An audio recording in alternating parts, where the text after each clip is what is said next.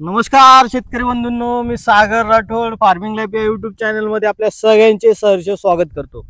तर शेतकरी बंधूंनो, तुम्ही माझ्या मागे बघू शकतात केळीचे रोप पडलेले आहेत। तर मित्रांनो, आपल्याला प्रश्न पडतो की केळीच्या लागवडीनंतर सगळ्यात अगोदर पहिली ड्रेंचिंग कोणती करावी।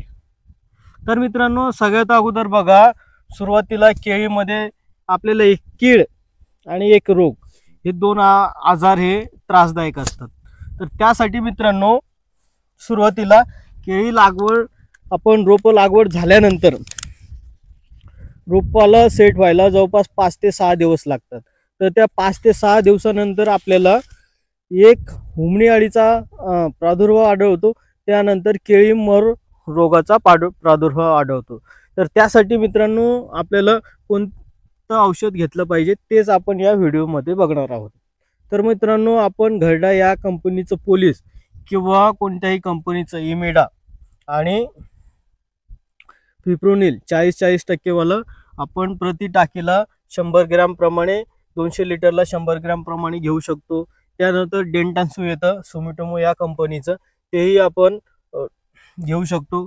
त्यानंतर बायोलॉजिकल मध्ये जर बघायचं झालं तर काली चक्र हे हुमणी अळीसाठी खूप चांगलं मानलं जातं, तेही आपण घेऊ शकतो। आणि बुरशीनाशक आपण जर बघायचं झालं मर रोगामध्ये तर आपण ट्रायकोडर्मा हे जैविक बुरशीनाशक सुद्धा वापरू शकतो। त्यानंतर केमिकल मध्ये जर बघायचं झालं तर आपण थायपोनेट मिथिल आहे, जे की बायोस्टॅड या कंपनीचं रोको नावाने ब्रँड येतं, किंवा खूप सारे अजून थायपोनेट मिथिल मार्केटमध्ये अवेलेबल आहेत वेगवेगळ्या कंपनीचे।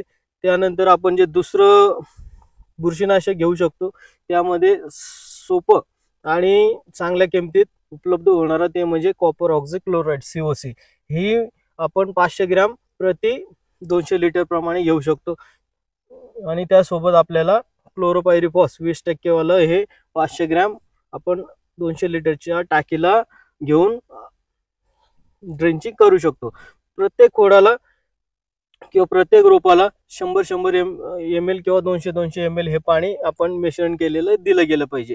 त्यामुळे आपल्या केळीमध्ये आपण रोप लागवड केल्यानंतर आपल्याला मरची समस्या सुद्धा जाणवणार नाही आणि हुमणी अळीची सुद्धा समस्या जाणवणार नाही।